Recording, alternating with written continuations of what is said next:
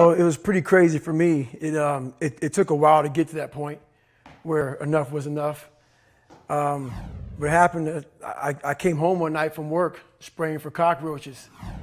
And long story short, I turned on the Discovery Channel. I saw some guys going through Navy SEAL training. And they were going through Hell Week and they were getting their ass just beat. You know, in and out of the water, guys ringing the bell.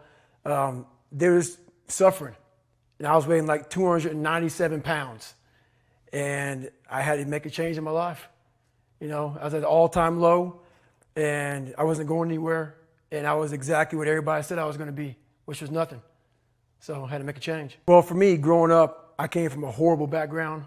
I got called nigger every day of my life growing up, lived in a small town. The Klan headquarters at that time was about 20 minutes from where I lived. One of the high ups in the KKK, son, sat behind me in 2 classes, so he called me nigger all the time. I got my first car, they spray painted nigger, we're gonna kill you on it. So I was just an insecure, scared kid. And the only way I could find myself was through putting myself through the worst thing possible. Well, no one was helping me out. So my dad made my mom kind of irregular. So she worked 3 jobs, went to college full time, so she was never around. One time this person drew a picture of me and said, "We're gonna kill you, nigger," on my Spanish notebook. Jesus. And I took it to my principal. And my principal said, "They spelled nigger Niger." That was the best advice he can give me. So long story short, what I realized was no one was here to help me. And the feeling I had every morning, I started shaving my head when I was 16 years old. And the feeling I had every morning when I looked in the mirror was horrible. And I didn't want to feel like that anymore. And how I felt was a kid going nowhere, a kid that was scared. And most kids will accept that and look for help.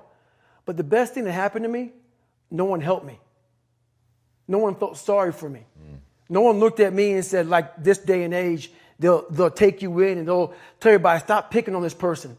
Back then, they didn't care. The KKK marched in our 4th of July parades. They had to stay 100 yards back, but they marched in it. Wow. That's how this town was. And my mom cared about me, but my dad took our soul. And she did the best she could. I had to figure out I wasn't going to be a punk kid all my life. So the only way I could turn around was to suffer. I had to build calluses in my brain the same way I built calluses on my hands. So I broke the Guinness Book of World Records for pull-ups a long time ago, but I failed at it twice. And I did 67,000 pull-ups in trying to break this record. So to do 4,030 pull-ups, I had to do 67,000 for training for that. Wow. And so what I realized is for me to become the man I wanted to become, I saw myself as the weakest person God ever created. But I never blamed God for anything he did to me. So I wanted to change that to be the hardest man ever created. Am I that? I don't know, but you had to have a goal. Right. And my goal when I was sitting there, not going to school, being bullied, having no self-esteem, my goal was the only person that's going to turn this person around is me. And the only way I can turn it around is put myself through the worst things possible a human being can ever endure. And that'd be the only way that I can build this brain to handle anything that comes in front of it, callousing my mind through pain and suffering. Well, my biggest advice to him is that, first of all, he won't like what I say to him because I'm going to say the exact opposite of what today's world is saying. So we read a bunch of books nowadays. As humans, we want to find out how to be someone else. What we don't do is we don't go inside. So literally turn yourself inside out. Read the book that's like we're writing a book every day of our lives, but we never read that book. So what I would challenge this young man or young woman to do is you have to look inside of yourself to see what you really want. What are you passionate about? We use these words and these little phrases of only the strong survive and all this other crap. They're all just fucking words. I get so tired of hearing people just talking. Like right now, someone may think Goggins is just talking. You don't know me.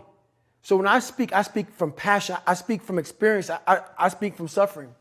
I have to tell this young man or woman that the only way I believe, and this is just my experience in life, the only way you're ever going to get to the other side of this journey is you have got to suffer to grow. To grow, you must suffer. And some people will get it and some people won't. But they have to see what their journey is to start their journey. Several people live to be 100 years old, and they have great lives, and they have great kids. Their kids go to college and all sorts of stuff. But somewhere in their life, there was a point where they had a decision to make. They can go left or right on this path. Left was the easy route. Right was the hard route. A lot of people take the easy route. And they had a good life that way, but the better life was going to the right side. And you may have 20 years of pain and suffering to get past it, but a lot of us die never truly starting our journey. And I would tell this young person, you got to start your journey. It may suck, but it will come out the other side where you're coasting. So what I meant by that is like every day we're seeing who we are as people. When I was growing up, I lied for people to accept me because I didn't accept myself. So I would make up stories so then you would accept me into your world. Everything I did was for someone else to like me. It wasn't until I started reading my own book about how pathetic I was as a human being. I could blame my dad. I can blame kids at school. I could blame having health issues, ADD, my mom not being around. Great mom, but she was doing her thing. Right. I could blame a lot of people. And that's the book I was reading. And I put it off on everybody else. It wasn't until I said, you know what? For me to fix this, I got to read what the fuck is wrong with David Goggins. Not blame anybody. Read my book and say, okay, I'm afraid of my shadow. How can I overcome that? Go in the military, get your ass kicked, do things you hate to do, be uncomfortable every fucking day of your life. Roger that. I'm not the smartest kid in the world. Okay. Instead of somebody saying, oh, no, you're smart. No, don't say that to yourself. I said to myself, no, I'm a dumb motherfucker. Okay, roger that. How you get smarter? Educate yourself. So the things that we run from the truth. We're running from the truth, man. So the only way I became successful was going towards the truth. As painful and as brutal as it is, it changed me. It allowed me to become, in my own right, who I am today. So the first ultramarathon wasn't smart at all. So basically what happened was I was at military free fall school with Morgan Luttrell. Marcus Luttrell, if you guys don't know, was the lone survivor, the guy. He was in a bad op went bad. He was the only Navy SEAL that lived. Long story short, you got to get the book, read Lone Survivor, great story. Morgan is Marcus Luttrell's twin brother, and I was there with Marcus. So what happened was myself and Morgan were in free fall school. At the same exact time, Marcus was in the worst incident in SEAL history. So I knew that Marcus might be dead. He wasn't dead. Everybody else was dead. So I actually brought Morgan, I actually told Morgan, hey, man, your brother was in a bad incident. I don't know if he's alive. I don't know what's going on. Long story short, Marcus is alive, and I go on to want to raise money for families. All these guys died. They all had kids. I want to raise money for the Special Operations Warrior Foundation. It's a foundation where 100% tuition goes to these kids to go to college, full tuition, whatever. So I found this great foundation. I'm going to raise money for it. So I said, you know what? I have to Google something that's evil, something very hard. I knew nothing about ultramarathons. I hadn't even run a marathon. I knew nothing about this world. So I Googled the top 10 hardest races in the world. And what comes up is a Badwater 135. It's a 135-mile race through Death Valley in the summertime. I thought it was a stage race. I thought it was a race where you run like 20 miles, set up camp, barbecue outside, and then go run some more the next day. So I called the race director up at the race and said, hey, Chris, his name is Chris Kosman, I want to do your race. So we had a long conversation. I was much heavier then, and I hadn't put running shoes on in over a year. How heavy are you at this point? I'm around between 240 to 270. Whoa. I'm in there. I'm in that range. My weight has varied a lot through the SEAL teams and out of the SEAL teams, so I was a heavy guy. But the long and short of it all was I hadn't put running shoes on in over a year. I was a big-time power lifter. I lifted weights heavy. That's what I did. Right. I got back home from Iraq, went straight to free fall school, and then this happened.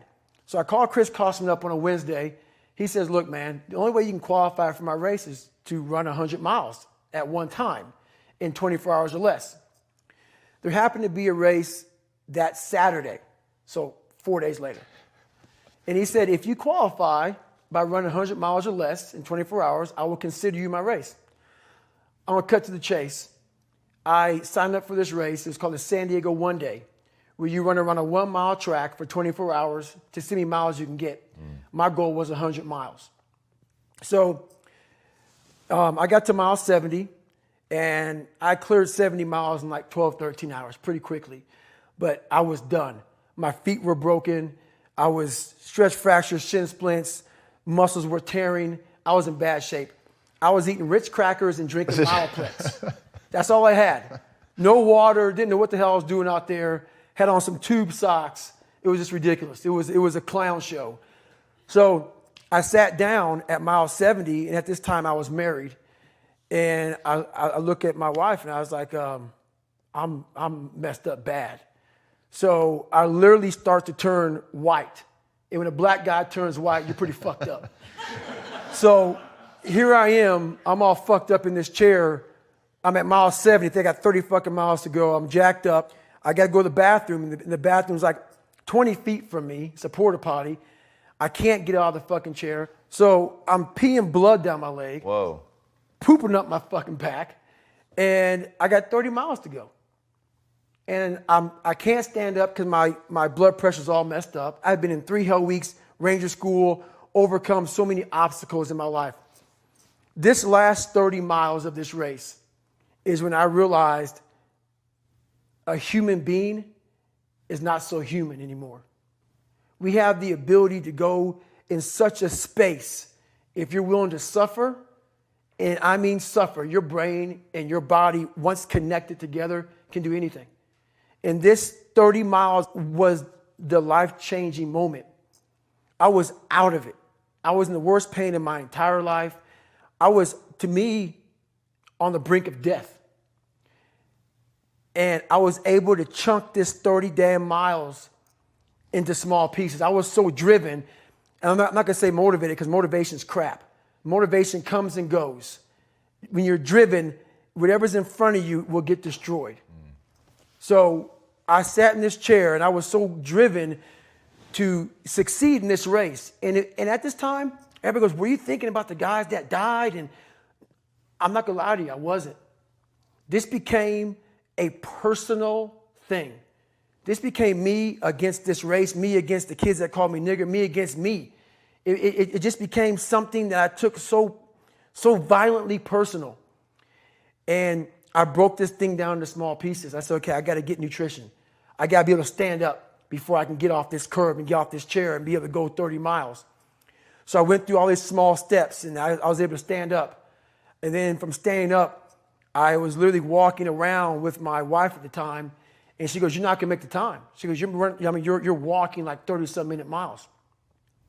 I got to mile 81, and the second she said that I'm not going to make the time, I ran the last 19 miles nonstop. And I can show you right now when we get done with this. Matter of fact, I'm going to show you right now. This was years ago, and I had to put compression tape on my ankle. And so this was years ago. I had literally the size of $50. I had to get compression tape, and I taped up my ankles, and I taped up my feet. And that's how I got through that race. Was it like a hematoma? I mean, what happened was, my shins hurt so bad from having stress fractures that the only way I could continue on was I taped it so I wasn't doing the flexor motion that activates your shins. So I taped my ankles and my shins up, and I got that because in my third hell week, they weren't gonna let me go back through training anymore. Right. So I literally went through all of BUDS, my last SEAL training, with stress fractures and shin splints. And how I did it was I would tape my ankles all the way up to my calf every morning. So for the first hour, the pain was excruciating. But what happened is my feet would go numb. And I did that every single day for 6 months. Whoa. And that's how I got through my third hell week, because I was so broken from the first two that the commander said, hey, the CEO said this is your last time we're sending you through. So that's how I got the idea to do that. So with the right, and people may listen to this and say, this guy is sadistic, he's crazy, no, if you know how I came up, you realize I was just a scared kid that found drive and passion to be something much better than what he thought he was. That's all it is.